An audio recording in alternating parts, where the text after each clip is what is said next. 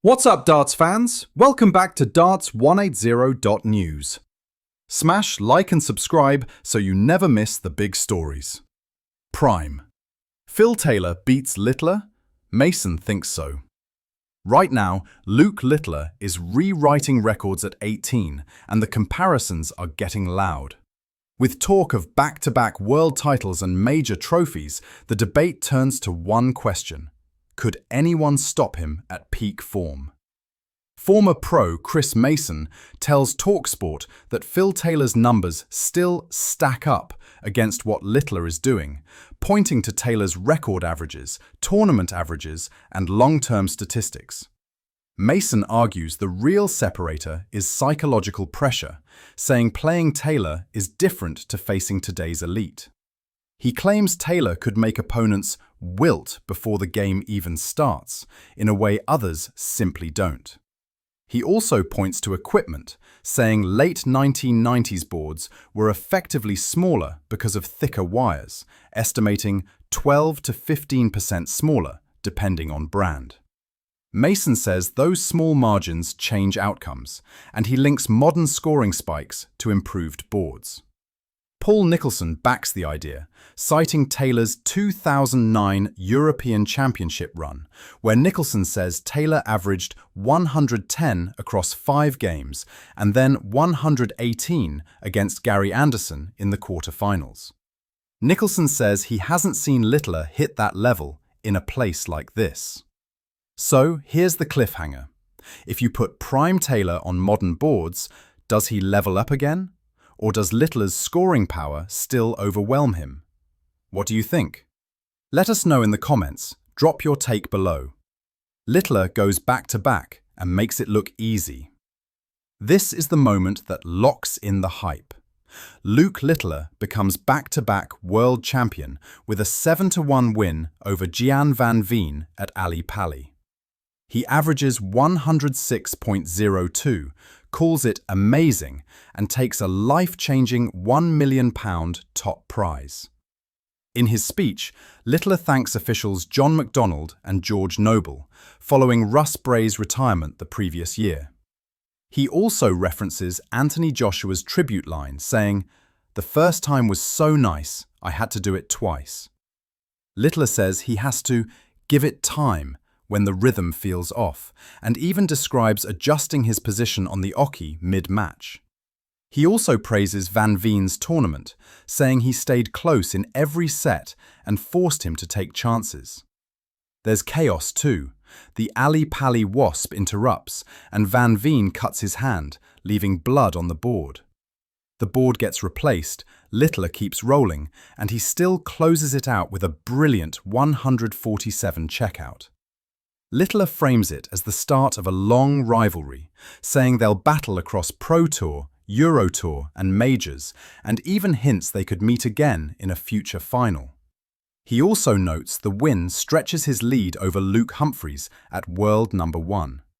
Now the tease. If Littler is collecting a 10th major at 18 and defending the Worlds, how quickly does this turn into an all-time resume race? What do you think? Let us know in the comments. Drop your take below. And by the way, is it time for a darts upgrade? Buy Loxley darts at thedartslounge.co.uk. John Macdonald explains why he's walking away. The PDC's longtime Master of Ceremonies, John Macdonald, says he retires because he wants the time back. After nearly 20 years introducing the sport's biggest stars, he's ready to dedicate more of life to his family. Macdonald tells TalkSport he's missed so much of his own children growing up, and he doesn't want to repeat that with his grandchildren. He says the job has been incredible, but the trade-offs are real. He describes a call from his grandson, who plays at the Chelsea Foundation, asking him to come watch a game at Southampton. Macdonald says he can't go because he's working in Leicester, and the other granddad steps in instead. That moment hits him hard, and he says it makes him feel a bit left out again. He frames it as the signal that it's time to step aside before more moments pass by. Macdonald says he's at peace with the decision and believes there's a point where you know it's someone else's turn to enjoy it. He says he looks forward to time with his wife and 8 grandchildren. The question now, who becomes the next voice of the big stage? And can anyone fill that exact McDonald-shaped space in darts theatre? What do you think? Let us know in the comments. Drop your take below. Van Veen begs Anderson for Premier League. Littler says no chance. Gian van Veen tries to recruit Gary Anderson for the Premier League roadshow, and he does it right to his face. After their World Championship semi-final battle, Van Veen says he wants the fans to see Anderson week after week. Anderson's position is clear. He says he won't accept an invite, even if offered. He argues the Premier League schedule costs him ranking opportunities, saying Europeans and Players' Championships would go, and he can't do it. Van Veen says he asks him even before their semi-final, pushing him to just join us, despite the travel and grind. He admits he enjoys watching legends play, even mid-match, but then forces himself to refocus.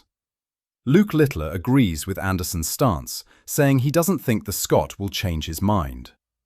Littler points to Anderson's family support and says it's Anderson throwing the darts, and that's just who he is. Van Veen praises Anderson's performance, describing it like he's watching what felt like his 40th maximum. But the reality remains. Admiration doesn't override Anderson's priorities, and rankings come first. So, here's the tease. If Anderson stays out, who takes his spot? And does the Premier League lose something without that old-school big-stage menace? What do you think? Let us know in the comments. Drop your take below.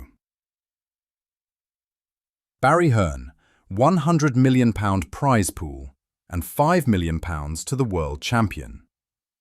Barry Hearn sets the next monster target, a £100 million darts prize pool with £5 million to the world champion. He says the sport's growth makes it achievable by 2036, and he believes darts now gets closer to what its ratings deserve. Hearn credits commercial momentum, pointing to Paddy Power's activation at the Worlds and a new Sky deal he says is more than double what they were paying before. He argues sponsors and broadcasters finally recognize darts as a major sport. He says he once smelt money and now realizes that was petty cash, implying the ceiling is far higher. He even talks about pushing into America and says darts can work in any country, citing rising inspiration worldwide. Hearn also confirms a major venue shift. From the 2026/27 event, the Worlds move into Ali Pali's Great Hall. He says capacity rises to around 180,000 total, up by more than 70,000, with individual sessions holding over 5,000 fans. He frames it as solving a demand problem, saying fans write that they try for years and can't get tickets. He says they had 125,000 tickets this year, expect around 220,000 next year, and expects they sell quickly. The cliffhanger: does bigger capacity keep the magic, or does scaling up risk changing what makes Ali Pali feel like Ali Pali? What do you think? Let us know in the comments. Drop your take below. Help us hit our next milestone. Tap that subscribe button and turn on notifications, and we'll see you next week.